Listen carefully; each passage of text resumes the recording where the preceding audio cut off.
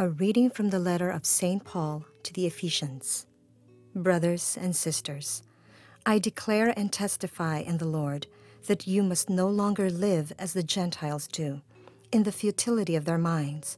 That is not how you learned Christ, assuming that you have heard of him and were taught in him, as truth is in Jesus, that you should put away the old self of your former way of life, corrupted through deceitful desires, and be renewed in the spirit of your minds, and put on the new self, created in God's way in righteousness and holiness of truth. The word of the Lord. Our second reading for this Sunday comes from the letter of St. Paul to the Ephesians. We have been reflecting on seeing God's presence in action in little things by using the eyes of faith. A change of perspective.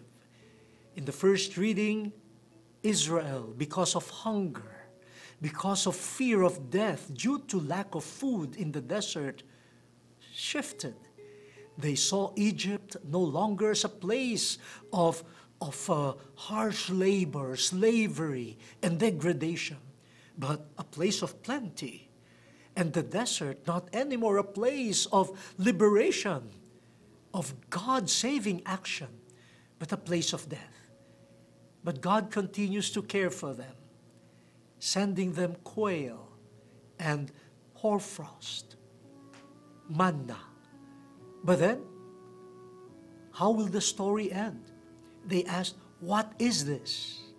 What is this strange-looking food? Will they see just food? Moses tells them, this is a gift of God. But to see the gift of God requires a new pair of eyes, the eyes of faith.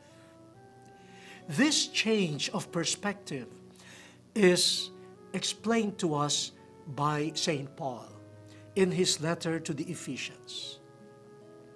He talks to the Ephesians as those who had already learned Christ. Look at the expression. It's not those who have learned about Christ. He said, you have learned Christ. And because you have learned Christ, you should not be thinking the way the non-believers do. And the non-believers, he says, have empty minds. Their minds are empty and they are therefore vulnerable to illusions and false desires. A mind that has not learned Christ is really vulnerable to falsehood, illusions. But that should not be the way with you. Thanks to the gospel of Christ, he tells the Ephesians, they can now put on Christ. And by putting on Christ, they put on a new mind, a new way of looking at things, a new way of looking at life, Christ's way. Not just your human, worldly way, but Jesus' way. And by putting on the mind of Christ, you become a new creation, a new human being, truly the image of God, living in justice, holiness, based on truth. But that is the description of Jesus. Jesus, who is the image of the invisible God, because he is truly the Son of God.